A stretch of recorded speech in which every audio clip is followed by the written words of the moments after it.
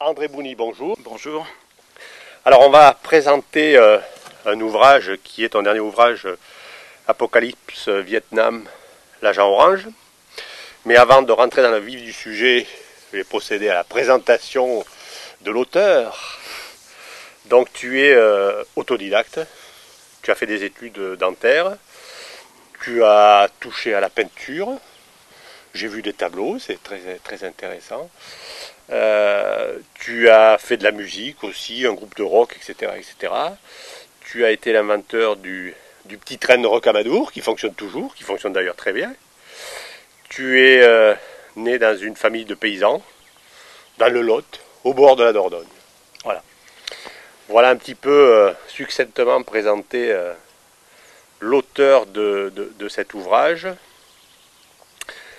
Alors, qu'est-ce qui t'a amené à travailler sur le Vietnam en premier, et puis sur l'agent orange, pour situer un petit peu pourquoi le bouquin, quoi. Oui. Les origines remontent assez loin. Lorsque j'étais étudiant à Paris, je manifestais dans la rue contre la guerre du Vietnam, et nous savions déjà que des armes chimiques étaient utilisées là-bas. Ensuite, plus tard, lorsque je découvrirai le pays, un pays ravagé, exsangue, beaucoup de personnes mutilées, et lors d'adoption d'enfants vers le Vietnam. Pour moi, le Vietnam, c'était un pays, dont j'avais un préjugé favorable, à cause de mon passé étudiant, militant, oui. Et donc, c'est vers ce pays qu'on s'est tourné, et que j'ai découvert, au fur et à mesure des voyages, qui duraient chaque fois plusieurs mois. Et j'ai découvert aussi les ravages de l'agent orange, qui est une chose peu connue. C'est la plus grande guerre chimique de toute l'histoire de l'humanité. C'est une chose qui n'est pas su, qui est tue. C'est actuel, ce n'est pas un sujet du passé. Voilà, mais je pense qu'on reviendra sur l'agent orange, oui. Parce que moi je voulais venir à la guerre du Vietnam. Oui. Bon, déjà dire que l'ouvrage est préfacé par Howard Zinn, oui. qui est décédé depuis. Oui, qui est un immense historien américain. Voilà, et que l'avant-propos est de William Bourdon. Oui. Que tout le monde connaît. Oui. Moi, je voudrais, avant qu'on parle de l'agent orange, parce que c'est très important, que tu nous parles, toi, de ta vision de la guerre du Vietnam, oui. de la vision qui transparaît dans le bouquin, oui. et qui est sensiblement différente de ce qu'on nous propose dans certains ouvrages et ce que la presse dominante nous propose à propos de la guerre du Vietnam, oui. Où il y a une réécriture de l'histoire quand même qui est assez phénoménale. Oui. C'est-à-dire que pour bien ancrer la compréhension de ce qu'est l'agent orange et comment il a été utilisé chez le lecteur et donc dans l'opinion publique, je m'attache à démontrer, à l'ancrer dans la guerre du Vietnam. Et c'est sûr que je ne raconte pas la guerre du Vietnam de la même manière qu'elle est contée, je vais dire, dans les livres de l'histoire officielle, disons institutionnelle. Ouais. Parce que la guerre du Vietnam, l'histoire officielle, se fait à partir des archives de la presse de l'époque. Or, c'était le camp dominant, donc états-unien, qui écrivait la future histoire au travers de la télévision, puisque c'est la première guerre qui a été apportée par les images. La télévision était là. Et donc, dans le livre, je raconte la guerre du Vietnam avec l'œil côté vietnamien. On n'est plus dans le regard occidental. Et on découvre que cette guerre, qui a démarré, du moins, les Américains ont pris le relais des Français lorsqu'ils sont partis après la défaite de Dien Bien Phu en 1954. et ils ont élargi la guerre, porté la guerre au nord. Les Américains étaient venus en fait pour protéger la République vietnamienne du Sud contre la réunification voulue par ce qu'on va appeler le Vietnam du Nord de Ho Chi Minh. De ce fait, cette guerre est expliquée toujours par la cinématographie américaine et on n'en connaît pas vraiment l'envers du décor. Johnson jusqu'à aujourd'hui, jusqu'à ce que toi tu écrives ce bouquin, oui, il n'y avait pas la vision côté Vietnam de l'histoire. Non, jamais. C'était surtout la vision occidentale, la vision américaine, la vision française aussi. Oui. Voilà. Nos alliés historiques, donc nous avons la même vision, le même apport de l'information, que ce soit des images ou de l'écrit. Et de ce fait, on découvre que cette guerre a été mise en scène, fabriquée. Quand on parle des événements du golfe du Tonkin, par exemple, qui a permis à Johnson de porter la guerre sur le Nord-Vietnam, les bombardements, les choses ont été présentées comme si des canonnières vietnamiennes avaient attaqué des bâtiments de la Navy. Donc la déclaration de guerre porte sur un mensonge. Porte sur un mensonge parce qu'en fait c'était une fabrication et plus tard une enquête du Congrès américain découvrira que l'accord écrit qui était proposé au Congrès pour ouvrir les bombardements au nord avait été rédigé avant les événements. Ouais. Donc c'est dire. Ensuite, les choses qui sont nouvelle, entre guillemets, dans le livre au sujet de la guerre du Vietnam, c'est bien sûr le volume des bombes et de l'armement qui a été utilisé au Vietnam, c'est impressionnant, ouais. Comme ça a été le laboratoire de la guerre du futur. On voit que sur le Vietnam, il est tombé 3,5 fois le volume de bombes, le tonnage de bombes utilisé durant toute la Seconde Guerre mondiale. Et si on va plus loin, on s'aperçoit que les États-Unis, contre la loi intérieure états-unienne et contre le droit international, ont ensuite mené une guerre secrète au Laos, où ils ont aussi là utilisé les agents chimiques.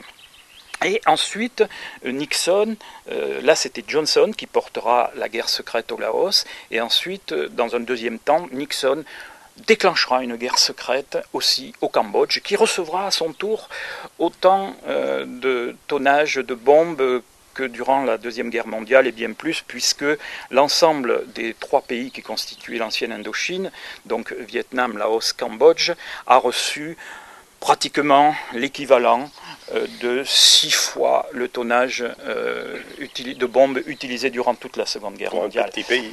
Pour un tout petit pays. Et là, quand tu parles de bombes, c'est des bombes traditionnelles, là.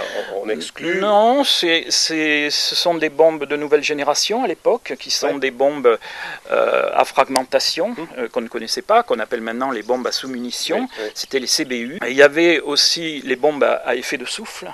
Il y avait les bombes qui confisquaient l'oxygène sur de telles surfaces qu'aucune vie pouvait rester après qu'elle s'est explosée. Il existait aussi l'utilisation du napalm 2, qui est une élaboration du napalm qui avait déjà été utilisé en Corée du Nord. Mais là, le napalm 2, cette version, portera les températures à 2000-2500 degrés.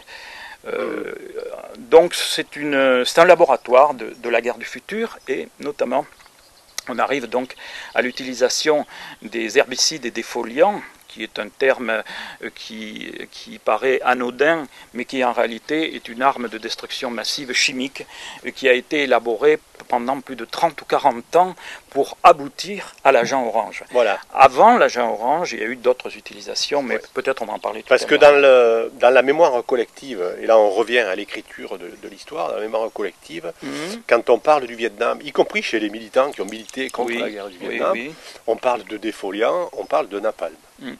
L'agent orange, personne n'en parle. Oui, alors pourquoi ? Bien, c'est une utilisation contraire au droit international, c'est évident, puisque l'agent orange contient un poison.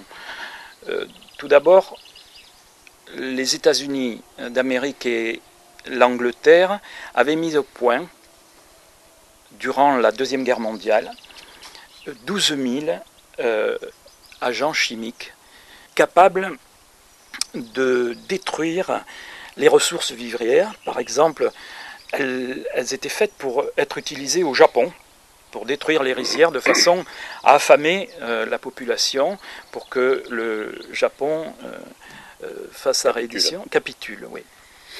Et donc, parmi ces 12 000 produits chimiques qui avaient été étudiés, mis au point, 7 ou 8 000 vont être conservés. Ce sont donc les ancêtres de l'agent orange, de ce que va devenir l'agent orange. L'agent orange, lui, arrive en 1965, alors que les premiers herbicides seront utilisés en 1961,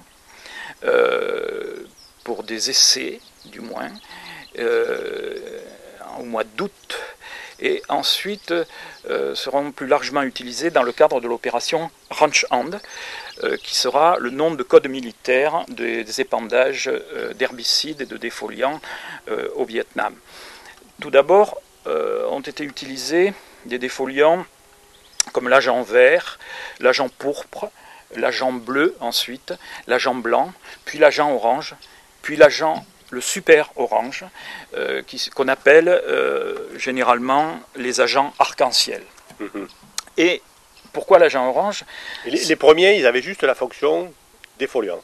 Oui, est-ce qu'ils étaient aussi dangereux que l'agent orange? Oui, ils sont moins célèbres. L'agent orange devient un terme générique pour parler de l'ensemble des agents chimiques. Sa particularité de l'agent orange. Oui, je vais en parler. Les premiers agents chimiques, qui ont donc été vert, pourpre, etc., contenaient la dioxine que contient l'agent orange, dans des proportions plus grandes encore que l'agent orange lui-même. Sauf que l'agent orange, au final de l'utilisation de la guerre chimique au Vietnam, va représenter 62% de l'utilisation générale des produits chimiques.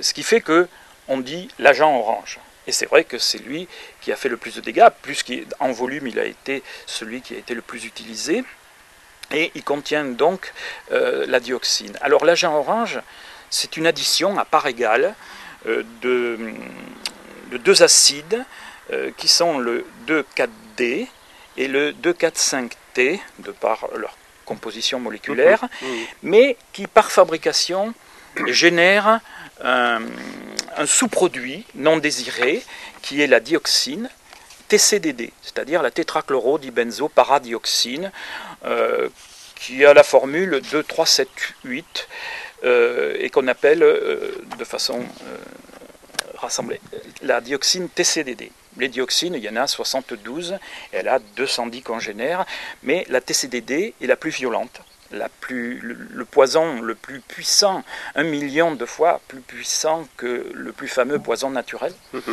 Et elle est extrêmement petite, infiniment petite, puisqu'on la mesure en picogrammes, c'est-à-dire en millionième de gramme, 10 puissance moins 12. Et on ne la connaît, on ne la découvre que dans les années 60. Mais on sait que le 2,4,5 à la fabrication en génère. On le sait déjà par des accidents industriels qui ont eu lieu aux États-Unis, en Allemagne. On sait, on en connaît sa nocivité. Ensuite, pourquoi on ne la connaissait pas? On savait que c'était nocif, mais on ne comprenait pas pourquoi. À partir du moment où ont existé des appareils scientifiques permettant d'aller dans l'infiniment petit, on a découvert cette dioxine. Dans le livre est publié un document interne de chez Dow Chemical qui montre que le laboratoire interne de biochimie connaissait la dioxine et alertait sur son extraordinaire toxicité. Or, donc l'administration américaine était tout à fait au courant de la nocivité. Du moins les ingénieurs chimiques de chez Dow, de chez Monsanto, de chez Uniroyal, de chez Diamond, ils connaissaient l'existence de la dioxine. Ils se sont d'ailleurs réunis, les 7 principaux fabricants, pour en discuter. Mais ils ont eu peur que de divulguer cette extraordinaire toxicité de ce produit contenu dans les agents chimiques fasse que le Congrès l'interdise, légifère, et donc il devait à ce moment-là renoncer à de fabuleux bénéfices. Oui, j'ai vu la note interne qui est publiée, là, elle est Ouais. assez spectaculaire. Ah oui, oui. Ouais. C'était resté secret.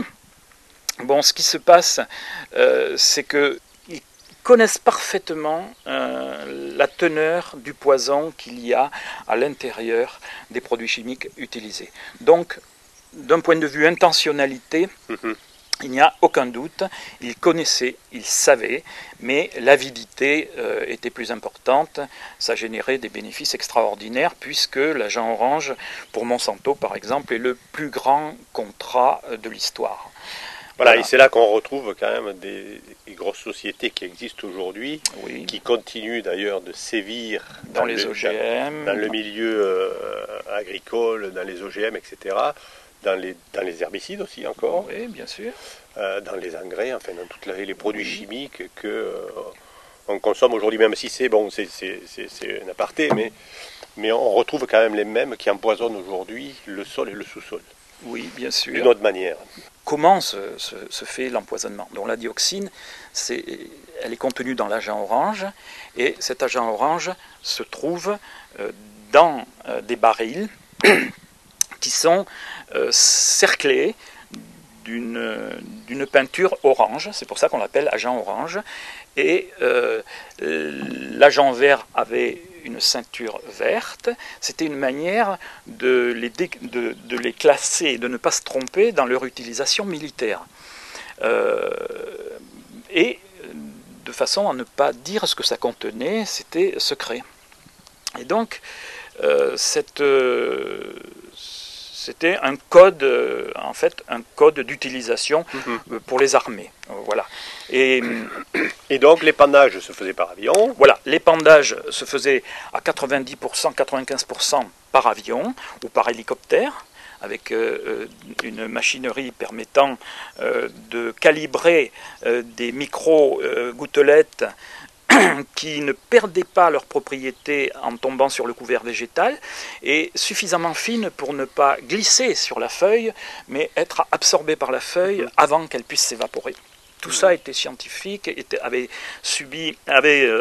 été testé à de nombreuses reprises, au nord, au sud, à l'est, à l'ouest des États-Unis, comme à Porto Rico, comme en Asie, en Inde, en Thaïlande, etc. Donc c'est une étude scientifique longue qui a duré des années et qui est parfaitement... Et donc Ensuite, une petite part des épandages, excuse-moi, a été fait manuellement, par des lances incendie à partir de bateaux pour défolier les berges, par exemple dans le delta du Mékong, et aussi par des bulldozers qui défoliaient les restes dont il n'était pas rentable d'utiliser des avions tant la surface était petite. Là, c'était des bulldozers américains, Caterpillar, qui étaient habillés en fortin d'acier pour défolier les restes ou qui pouvaient cacher des résistants. Parce que le but recherché, donc, c'était de détruire l'ensemble de la végétation, voilà, pour éviter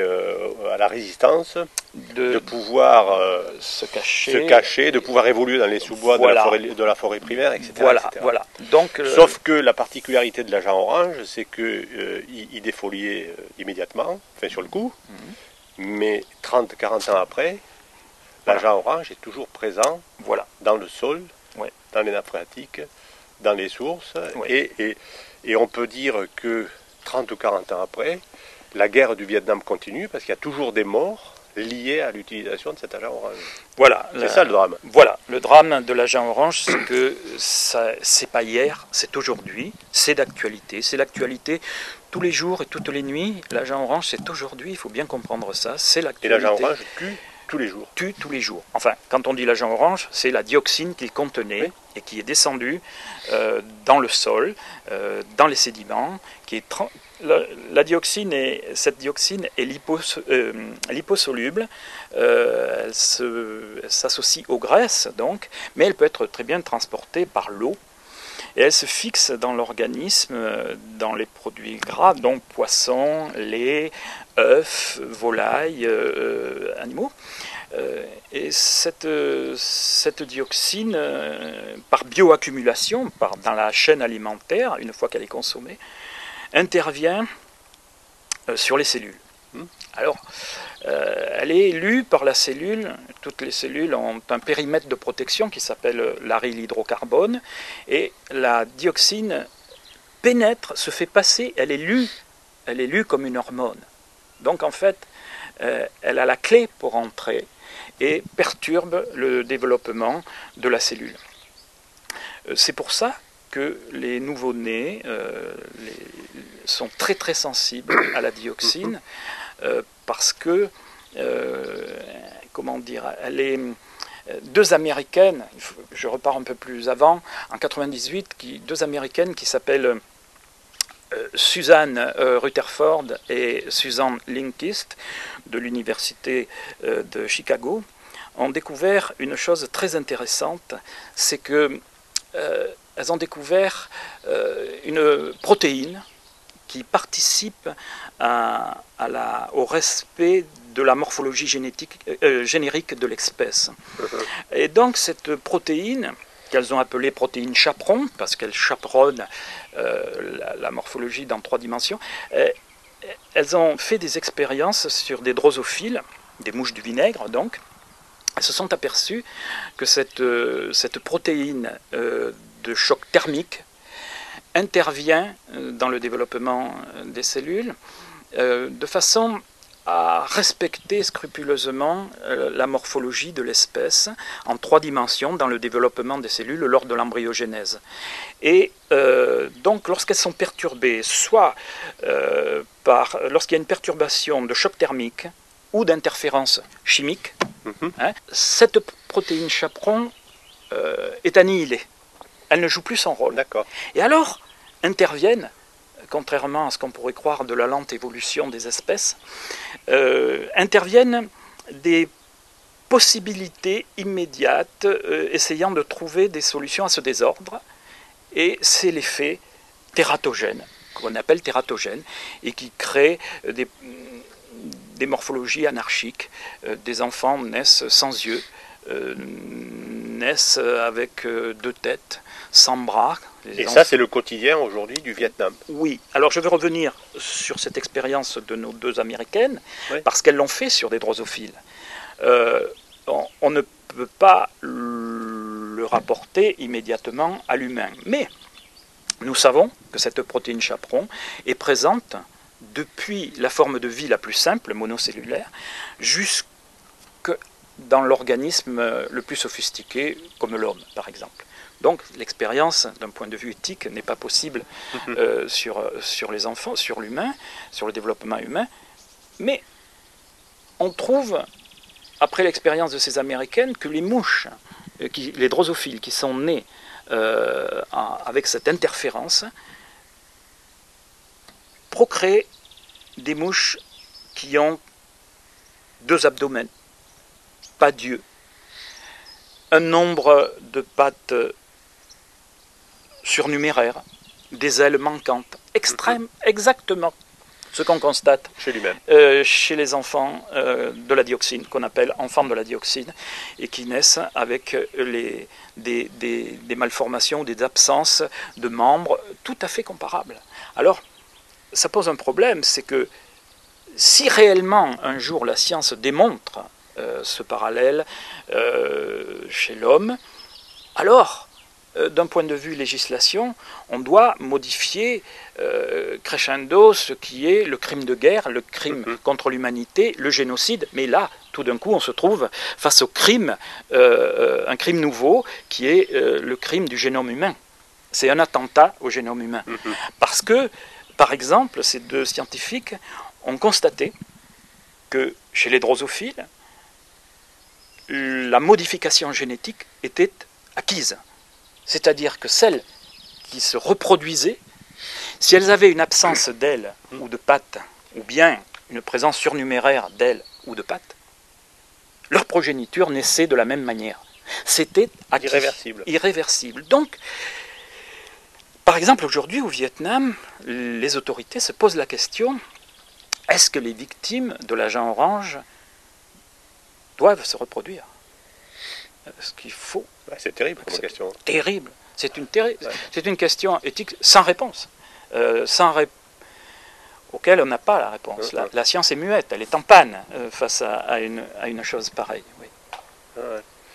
Mais je pense qu'il faut insister pour le lecteur et puis pour tous ceux qui veulent connaître ce qui s'est passé au Vietnam sur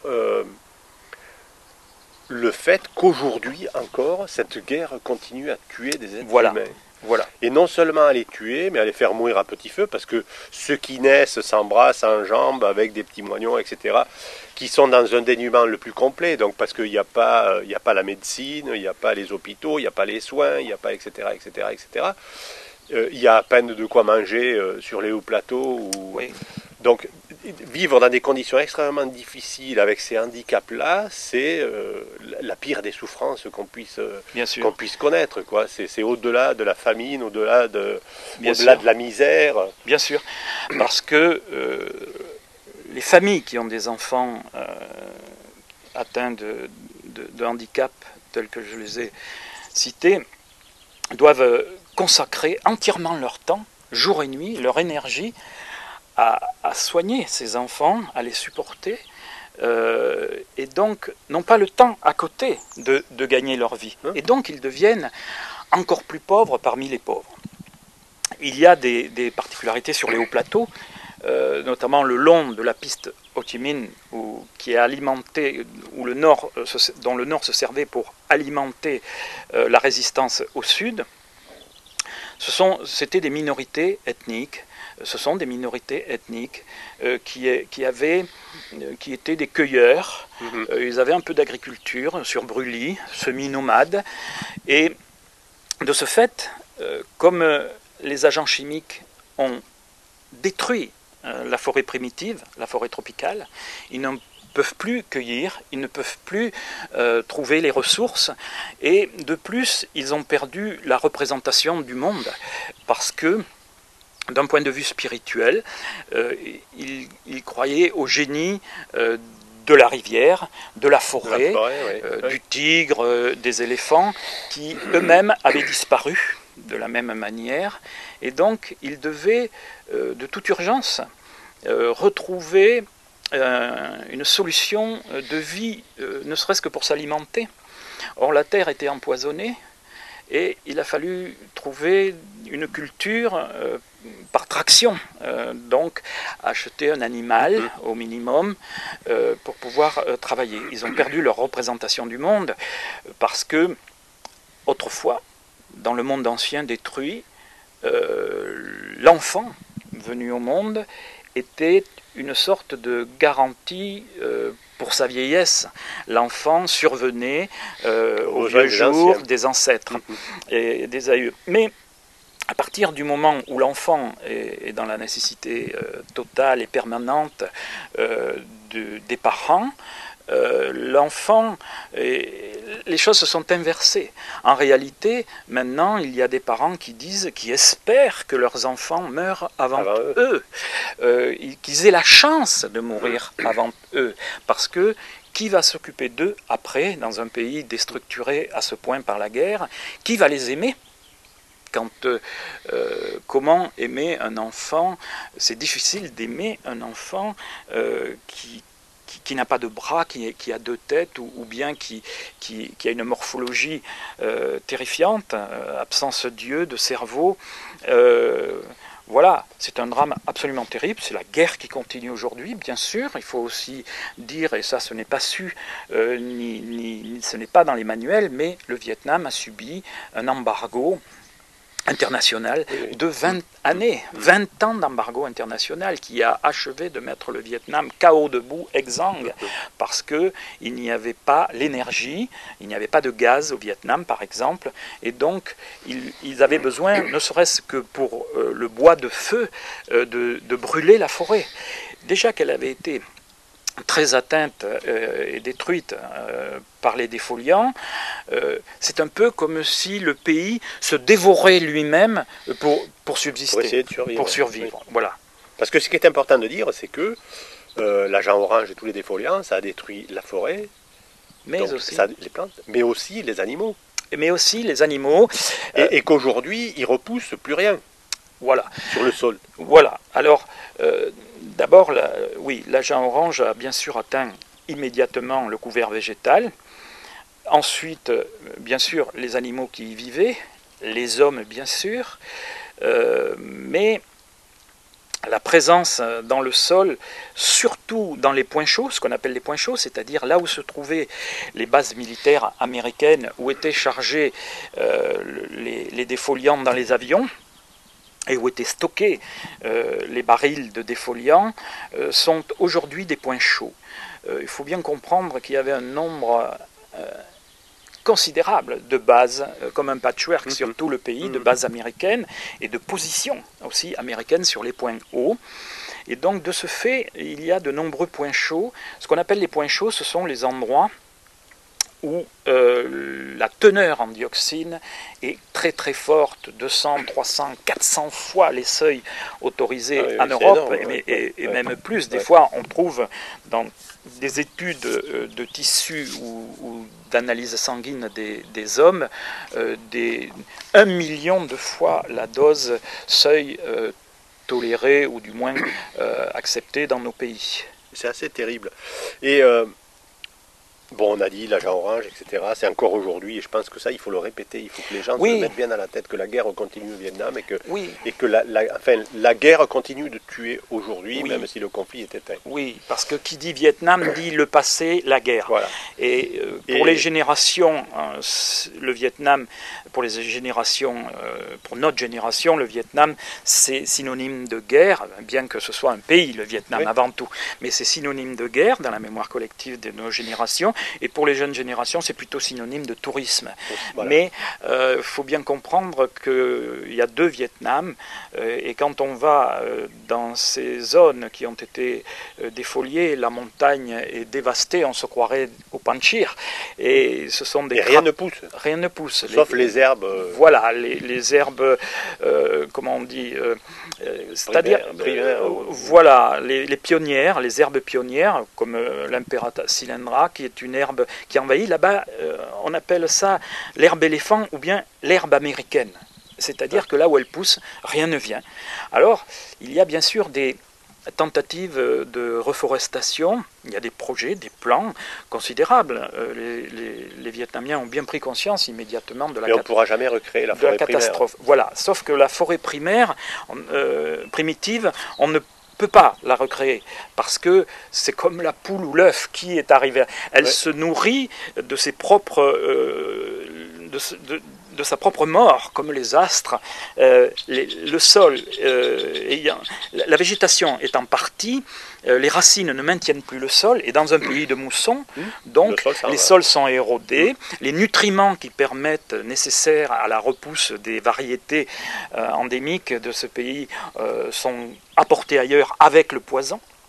Et donc un redémarrage n'est pas possible. Alors parfois on peut voir des essences qui résistent, mais qui sont par exemple des pins, qui sont dans le paysage, ça ne convient pas. C'est pas la forêt tropicale avec son manteau. On dirait les pointes d'un tricot. Ce n'est plus la forêt tropicale. Et alors la question qu'on peut se poser, c'est que malgré tout ce déchaînement de violence, ce tonnage de bombes on a du mal à imaginer ce que ça peut représenter, le tonnage de bombes qui a été balancé sur le Vietnam. Pourquoi les Américains ont perdu la guerre? Oui, les Américains... Parce qu'ils ont perdu la guerre. Oui, ils ont perdu la guerre. Du moins, ils ne l'ont pas gagnée, mais ils ont détruit durablement le pays. C'était une guerre totale sur tout le territoire, il faut bien comprendre. C'était une guerre d'extermination. C'était une guerre d'extermination qui avait pour origine, dit-on, la crainte de l'effet domino du communisme en Asie du Sud-Est. Leur pensée était que si le Vietnam devenait communiste, si le Nord-Vietnam réunifiait le Sud, inévitablement le Laos basculerait dans le communisme, ainsi que le Cambodge. Certains disent que, d'ailleurs, la guerre américaine a précipité leurs craintes. Mais il y a aussi l'aspect géostratégique. le Vietnam a une position géographique qui permettait certainement aux États-Unis de se tenir tout près de la Chine, aussi communiste, sûr, déjà déclarée à l'époque par Mao Tse-tung, et la Russie, la Corée du Nord. C'était une position géostratégique très importante, bien sûr. Oui. Ouais. Et pourquoi ils ont perdu la guerre? Ils ont perdu la guerre parce que le Vietnamien, essentiellement, s'est adapté dans des solutions rudimentaires aux armes les plus terrifiantes. Les Vietnamiens ont creusé sous terre, ont habité sous terre. On creusait par exemple à Cu Chi des tunnels sur 250 km, sur plusieurs étages. Il y avait dessous les fabrications de munitions. On récupérait sur des appareils américains abattus les matériaux, le métal, pour faire des outils de chirurgie. On opérait sous la terre. Il y avait les cuisines. Les odeurs et les fumées sortaient très loin pour faire diversion. Les cheminées étaient des imitations de termites pour disperser les fumées, et les GIs qui étaient dans cette forêt tropicale où il y avait les sangsues, les serpents, étaient, alors qu'ils étaient nés sur les parkings de Détroit, où ils étaient dans un monde terrifiant. Et l'ennemi était partout et on ne le voyait pas. Il surgissait comme un fantôme, et la résistance les tuait et disparaissait. Très organisée. Très organisée. Avec des moyens naturel, une adaptation rudimentaire, ils arrivaient à contrer cette guerre terrible, intensive, qui était une guerre d'extermination. Pensons qu'à Cu Chi, par exemple, qui est à 28 km au nord-ouest de Saïgon, il est tombé 10 tonnes de bombes par habitant. 10 tonnes de bombes par habitant. C'est ce qu'on appelle le triangle de fer, qui est l'endroit le plus bombardé, aspergé d'agents chimiques de toute l'histoire de l'humanité, de toute l'histoire des guerres de l'homme. Ouais. On n'a pas conscience de ce qu'a été la guerre du Vietnam. La guerre du Vietnam, c'est la plus grande guerre de toute l'histoire des hommes. Et elle n'est jamais présentée sous cet angle, parce que les États-Unis d'Amérique, il s'agit d'une extermination. Avec une volonté d'exterminer le peuple, le pays, la végétation. Voilà, c'était la destruction totale. Voilà, brûler la terre du Vietnam, parce que c'est la crainte, comme on l'a expliqué précédemment, et c'est l'occupation. Et c'est un calcul complètement idiot, parce que quand tu fais... Dans la stratégie de la guerre, quand tu fais la guerre à un pays, c'est pour s'approprier le pays. Oui. Donc c'est pour essayer d'y vivre par la suite. Oui. Là, c'est impossible. Mais parce que ça a été l'escalade, il y a eu de l'irrationnel. Parce que quand l'escalade s'est faite, pour répondre à une adaptation du vietnamien, il a fallu frapper encore plus fort. Ouais. Et ensuite, ça a été l'honneur international des États-Unis, première puissance du monde, qui était en jeu. Et donc, la bombe atomique a été mise 2 fois sur la table. Une fois lorsque les 3000 GI s'étaient coincés à Khe Sanh, sur la frontière du Laos, là où passait entre le nord et le sud Vietnam la piste Ho Chi Minh, c'était un endroit stratégique. La deuxième fois, avec Nixon, qui, lui, pour trouver une solution ou pour faire plier le Vietnam à la table des négociations avec une paix dans l'honneur pour les États-Unis, a proposé ce qu'il a appelé d'être le bombardier fou. Ça voulait dire la bombe atomique. Et il dit à Kissinger, vous trouvez la solution pour une attaque impitoyable pour que le Vietnam se soumette. Kissinger lui dit, prix Nobel de la paix. Prix Nobel de la paix par la suite, bien sûr, et qui lui dit, doit-on songer à la bombe atomique? Et Nixon lui répond, toutes les solutions doivent être sur la table. Et Kissinger dit à son équipe, à partir de maintenant, vous travaillez pour trouver la solution qui soumettra le Vietnam, une attaque impitoyable qui soumettra le Vietnam. Et c'est à ce moment que la lutte internationale qui s'est développée pacifiste contre la guerre du Vietnam va arriver au plus haut, et de ce fait, l'opinion internationale va sauver les Vietnamiens de la vitrification, sûrement parce que Nixon n'a pas cette liberté et il va vers de nouvelles élections à ce moment-là. Les photographes de guerre ont joué un rôle très important. Très important. Il y a eu quelques photos qui ont déclenché... Voilà, notamment la photo de cette petite fille en flammes, brûlée au napalm, et qui d'abord, elle a failli ne pas paraître, parce qu'il s'agit d'une petite fille, elle est nue. On préfère tuer les enfants dans l'ombre que de montrer un enfant nu, et elle contient tous les symboles qui permettent de choquer la religion occidentale.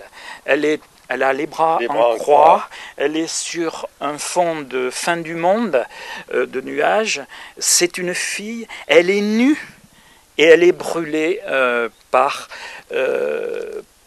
l'Amérique, et qui a jeté l'enfer sur la terre.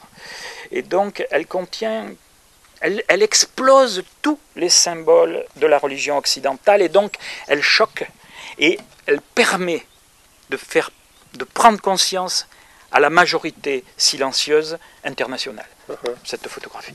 Comme quoi les photographes de guerre ont eu un rôle essentiel, rôle déterminant, notamment Philippe. Mais Nixon disait que la photo était truquée. Oui, Nixon, vivant dans son monde frelaté, donc, dit, mais quand il a vu cette photo, il a dit, mais je crois que c'est un trucage. Et le photographe lui répond, non, c'est la guerre du Vietnam qui est comme ça.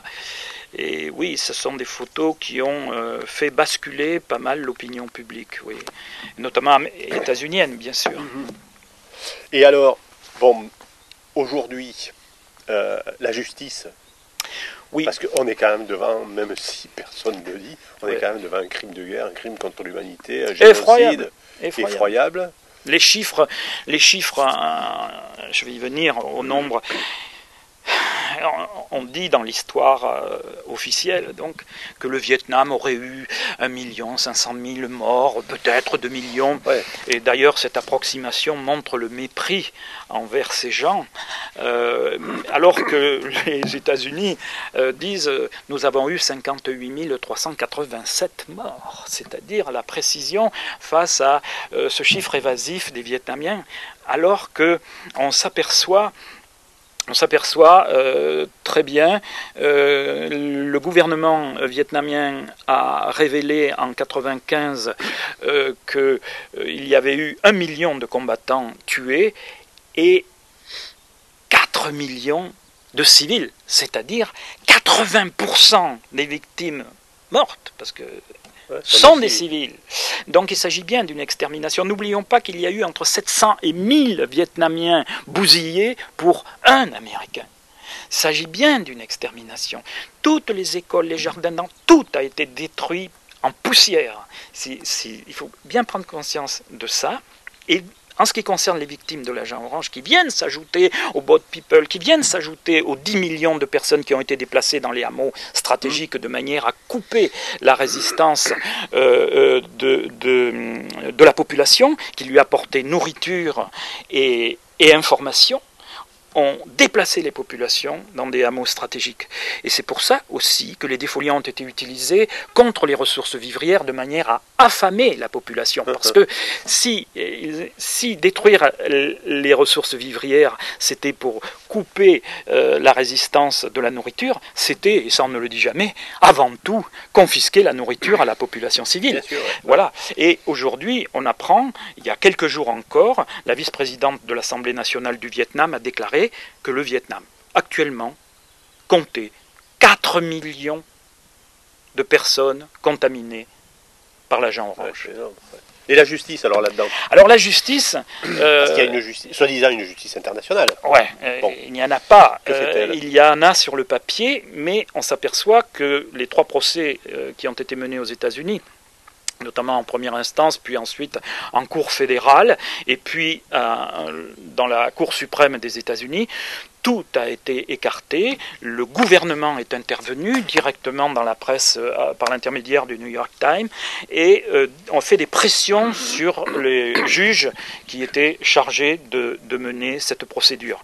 Et on s'aperçoit que tout a tourné autour de la sémantique, c'est-à-dire herbicide mais pas poison, défoliant mais pas poison, alors que l'essentiel c'est pas de savoir s'il s'agit d'un poison ou d'un défoliant, c'est de savoir est-ce que ce défoliant contient du poison. Or, oui, le plus terrible poison qui existe répond la communauté scientifique internationale unanimement. Donc c'est vraiment contraire à la convention de La Haye qui interdit l'utilisation des poisons en temps de guerre, consigné et ratifié les États-Unis d'Amérique. Voilà. Et bien sûr, aux conventions de Genève et à l'ensemble du droit international. Mais c'est une manière d'échapper. Et bien sûr, les victimes vietnamiennes ont été déboutées. Donc on peut supposer que la justice ne va pas... justice ne sera pas rendue au peuple vietnamien dans l'état actuel des choses. Non, ça n'interdit pas encore une procédure en Europe et ou au Vietnam. Voilà. Mais ce qui est important aussi, surtout, c'est d'expliquer, et on est là pour ça aujourd'hui, voilà, ce qui se passe là-bas, voilà, et la gravité de la situation, voilà, la gravité du génocide, cette volonté délibérée d'exterminer un peuple, voilà, d'exterminer sa culture, d'exterminer tout l'environnement, etc. C'est de bien comprendre que ce livre est un outil pour alerter les consciences, l'opinion publique, pour bien comprendre que c'est aujourd'hui que le crime continue, et que on accorde à ces gens moins d'aide qu'à nos animaux domestiques. Oui, parce que le Vietnam, il n'y a aucune aide internationale. Très peu. Maintenant, le Vietnam est rentré dans la communauté internationale au travers de l'OMC, au travers de l'ONU. Mais, comment dire, il y a toujours cette méfiance, cette histoire toute fraîche, et qui fait qu'ils sont restés communistes, donc ils sont quand même un peu au banc de la communauté internationale, même s'ils sont en train d'être intégrés. Et donc, je pense que la solution est d'État à État. L'agent orange n'est pas une affaire humanitaire, c'est une affaire politique, c'est une affaire d'État à État. Alors bien sûr, l'aide au sens humanitaire est la bienvenue, naturellement, mais elle n'apportera jamais de solution. N'oublions pas que dernièrement, le ministre des anciens combattants aux États-Unis a déclaré que le budget prévisionnel pour les seuls vétérans états-uniens qui se comptent par milliers, eux, et pas par millions comme au Vietnam, ce budget pour 2010 est de 13 milliards. Plus de 13 milliards. Alors, quand on pense aux millions de victimes vietnamiennes, on ne parle même pas de celles qui sont mortes, c'est irréparable, bien sûr. Un pays à décontaminer, sur 1000 km. La mission est impossible. Un pays de delta, un pays de montagne, un pays... Comment fait-on sur 2-3 mètres de profondeur de terre? Alors il existe, on pense à la biorémédiation, qui sont des solutions où on met des organismes dans le sol qui ont la particularité de tirer leur énergie, de se nourrir, au fond, de la dioxine, du poison ou d'autres choses. Mais il existe donc des organismes qui se nourrissent de la dioxine. C'est une découverte de scientifiques de Corée du Sud. On pourra toujours nous objecter, parce que les détracteurs savent le faire, que le Vietnam, pourquoi revenir sur une histoire passée, etc. Alors, c'est ce qu'on a dit aujourd'hui. L'histoire, elle est passée, d'accord, mais l'histoire, elle continue, puisque tous les jours, il y a des morts dues à l'empoisonnement du sol, etc. Voilà. Et est-ce que parler du Vietnam et de ce qui s'est passé là-bas, des conditions dans lesquelles la guerre s'est déclenchée, des conditions aussi de la guerre elle-même, ça nous permet aussi de mieux comprendre les conflits et les campagnes que mènent les États-Unis en Irak, en Afghanistan et dans d'autres parties du monde, parce que aussi les guerres européennes récentes sont des guerres qui étaient basées sur le même principe que ce qui s'est passé au Vietnam. Bien sûr. C'était la géopolitique, il fallait être là, il fallait... Oui, une guerre en fabrique une autre. On le voit dans l'exemple du Vietnam, la guerre américaine, c'est la fille de la colonisation. De la même façon, cette hégémonie états-unienne sur la planète, reproduit la même chose que ce qui s'est passé au Vietnam. Le nouvel agent orange, c'est l'uranium appauvri. Oui. Et on trouve cette pollution durable, peut-être plus terrible encore, de l'uranium appauvri. Oui, parce que celle-là, elle fait le tour de la Terre. Celle-là, oui, par sa dissémination dans l'atmosphère, nous touche tous. Hein, dans les mètres cubes qui nous entourent d'air que nous respirons ici, probablement il y a ces particules radioactives que nous respirons et dont une seule peut provoquer un cancer des poumons. Oui, on est en train de reproduire exactement l'histoire, et en ce qui concerne les erreurs de l'histoire, et en ce qui concerne les herbicides, on s'aperçoit aussi qu'ils ont été utilisés dans les palmeraies en Irak, où se cachaient de la même façon les combattants, oui. Et aussi pour la guerre contre la drogue en Colombie, qui est d'ailleurs Monsanto avec le Roundup Ultra, qui est un glyphosate et qui amène les mêmes conséquences et les mêmes effets sanitaires sur les populations en Colombie. Mmh. D'où l'importance de connaître, on ne le dira jamais assez, de connaître l'histoire pour comprendre le présent. Oui. Ce que je voudrais rajouter, tu as créé une association. Oui, l'association... C'est bien que tu nous en parles, nous dises quelques mots sur cette association. Oui, alors l'association Défi Vietnam, Défi veut dire donner ensemble, former, informer, est une association qui collecte le matériel médical. Ce matériel médical est bien sûr remis à niveau, même s'il servait la veille dans les établissements français. Et on met ce matériel médical en container et on l'envoie par bateau au Vietnam. Nous avons envoyé environ 300 tonnes de matériel médical qui sont... Et tout le monde peut adhérer à l'association? C'est ouvert? Bien sûr, oui. D'accord.